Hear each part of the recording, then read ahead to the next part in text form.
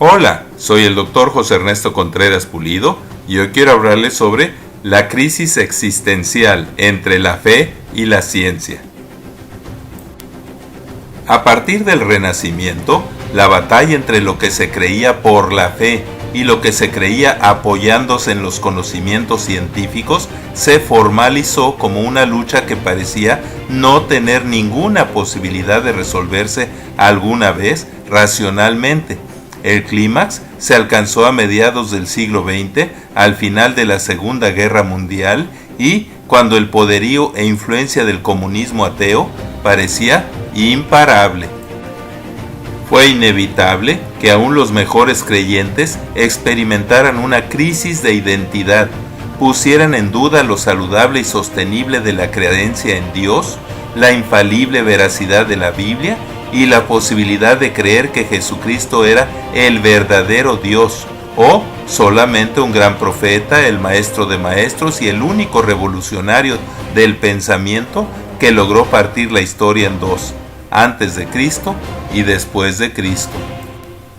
Muchos cristianos y aún seminarios completos ante el dilema de creer en Dios y creerle a Dios y a su revelación inspirada y veraz registrada en la Biblia, o creer en la filosofía atea o el pseudocristianismo de la teología llamada de la alta escuela, sucumbieron. Esto le sucedió al reverendo Charles Templeton, mentor y mejor amigo de Billy Graham, quien ante tal dilema decidió apostatar de la fe y fungir como un académico. Pero por gracia de Dios, muchísimos más cristianos decidieron seguir el ejemplo de cristianos ejemplares y valientes como el reverendo Billy Graham, quien después de tener un reencuentro con Dios y una reafirmación decisiva de su fe, decidió seguir en las filas del remanente fiel de cristianos evangélicos que valientemente, por fe, prefirieron creer y proclamar sin intimidarse las verdades absolutas de la Biblia durante el resto de sus vidas. Pero sorprendentemente, por la providencia del Maestro de Maestros, el mismo progreso masivo de la ciencia que sobre todo a finales del siglo XX y principios del siglo XXI sucedió en cumplimiento de la profecía de Daniel que dice que en el tiempo del fin la ciencia aumentará,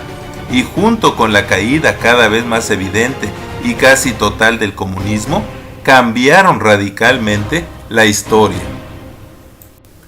Ahora, el incremento abrumador de evidencias científicas, sobre todo en los últimos 10 años, en ciencias como la genómica, que es el estudio de los genes, y la biología molecular, que es el estudio de las moléculas propias de la vida, en todas las ocasiones confirman que la Biblia tiene razón. Así, ahora los creyentes, escépticos, ateos y evolucionistas por igual, cada vez encuentran menos argumentos para dudar de la Biblia.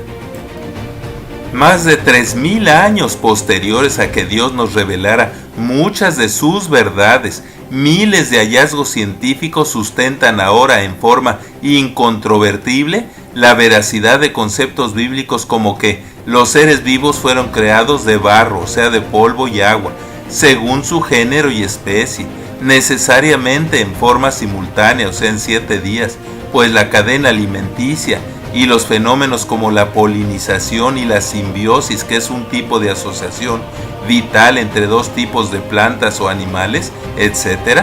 lo hicieron indispensable para la supervivencia. Así, a partir del inicio de este tercer milenio, se ha cumplido la otra profecía de Daniel inspirada por el Espíritu Santo que dice: sea bendito el nombre de Dios de siglos en siglos, porque suyos son el poder y la sabiduría. Él da la sabiduría a los sabios y la ciencia a los entendidos. Él revela los misterios, lo profundo y lo escondido. Conoce lo que está en tinieblas y con él mora la luz. Se le llama misterio a una verdad obvia de la que aún no tenemos completa explicación, como son la vida, la conciencia y la creatividad, pero gracias a nuevos conocimientos, muchos de los que eran antes misterios ahora ya no lo son, como a qué se refiere la Biblia cuando habla de la simiente del varón y de la mujer, que se descubrió que eran el espermatozoide y óvulo. y cuando habla de la concepción y la gestación, o sea, el desarrollo dentro de la matriz de un nuevo ser humano.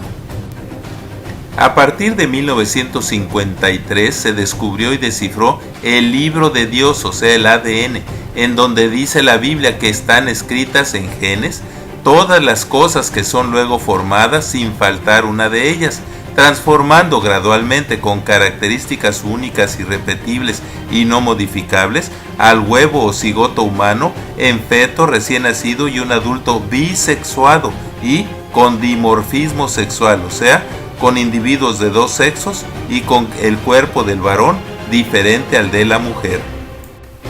Es así que ahora entendemos que todas las cosas, la materia, el universo y la vida, fueron hechas por Dios y no por la casualidad, y que lo que de Dios se conoce nos es manifiesto, pues las cosas invisibles de Él, su eterno poder y deidad, ahora se hacen claramente visibles, siendo entendidas por medio de las cosas hechas, o sea, la naturaleza, de modo que no tenemos excusa. Gracias a nuevos hallazgos de astronomía, geología, paleontología, biología y otras ciencias, ahora tenemos fundamentos científicos para creer haber sido constituido el universo por la palabra de Dios, de modo que no hay duda de que lo que se ve fue hecho de lo que no se veía, o sea, la nada y las partículas subatómicas, neutrones, protones, electrones, biomoléculas, etcétera, etcétera. ¿Sabía usted que más de 3.500 años antes de que con su telescopio Galileo Galilei, que vivió en 1564 a 1642, lo confirmara, Dios le dijo a Abraham que las estrellas eran innumerables? También, miles de años antes de que lo confirmara Colón y Magallanes, la Biblia habla de que la Tierra estaba suspendida en la nada y que era un círculo o globo. También en las páginas de la Biblia se describe el ciclo del agua, la dirección de los vientos, que hay montañas y senderos o corrientes en el mar, y la existencia de los monstruos marinos y terrestres llamados desde apenas hace 50 años dinosaurios, que por huellas paralelas ahora sabemos que fueron contemporáneos de los humanos. Pablo, por inspiración del Espíritu Santo, escribió: el misterio que había estado oculto desde los siglos y edades ahora ha sido manifestado a sus santos, a quienes Dios quiso dar a conocer las riquezas de la gloria de este misterio entre los gentiles, que es Cristo en nosotros, la esperanza de gloria. Y a este anunciamos, amonestando y enseñando a todo humano en toda sabiduría, a fin de presentar perfectos en Cristo Jesús a todos. Por último, un suceso inesperado fue que los libros de ciencia cada vez con mayor frecuencia han tenido que ser revisados, corregidos, modificados y complementados de acuerdo con los nuevos conocimientos que se acumulan a razón de cientos por año. Lo fabuloso para los cristianos es que la Biblia es el único libro que sigue vigente sin haber ameritado versiones corregidas y aumentadas. Es interesante mencionar que en culturas de los 5 continentes se han encontrado múltiples versiones escritas e interesantemente parecidas, tanto de la creación como del diluvio, y aunque todas ellas están distorsionadas como consecuencia de la transmisión verbal a través de milenios, pues la escritura como la cuneiforme de los sumerios se inventó después de la Torre de Babel alrededor del 3000 a.C., todas de todos modos apoyan el relato bíblico oficial escrito en el año 1500 a.C.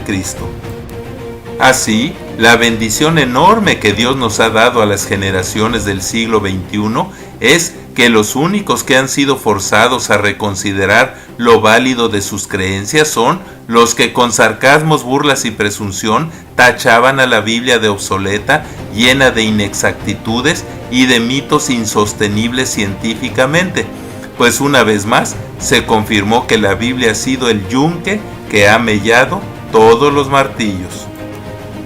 Así, ahora, ante las evidencias científicas actualmente disponibles, los que se ven ridículos, infantiles y con miopía científica son los que siguen en forma inverosímil creyendo en que todo apareció sin ningún control por obra y gracia de la casualidad y la evolución, pues por su complejidad y por simple ley de probabilidades se descarta que aún la más sencilla proteína o bacteria se hayan formado por azar.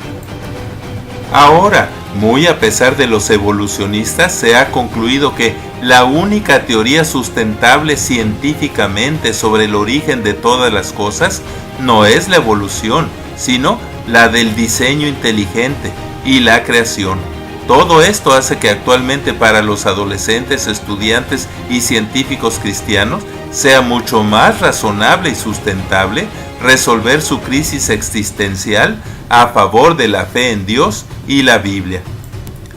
Ahora, con la prueba de paternidad del ADN y muchas más, se comprobó que no hay parentesco, o sea, filogenia, entre el chango y el humano, ni entre una especie y otra. Por tanto, no se amedrenten por temor de ellos, ni se conturben, sino santifiquen a Dios el Señor en sus corazones y estén siempre preparados para presentar defensa con mansedumbre y reverencia ante todo el que les demande razón de la esperanza que hay en ustedes.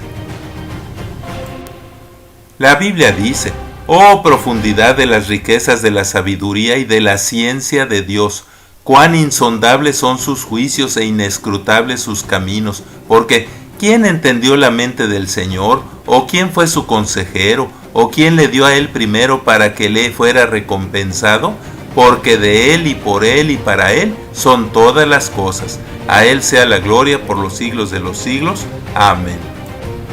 La exhortación bíblica dice: «Desecha pues las cuestiones necias e insensatas de la falsamente llamada ciencia, sabiendo que engendran contiendas, porque el siervo del Señor no debe ser contencioso, sino amable para con todos, apto para enseñar, sufrido, que con mansedumbre corrija a los que se oponen, por si quizá Dios les conceda que se arrepientan para conocer la verdad y escapen del lazo del diablo».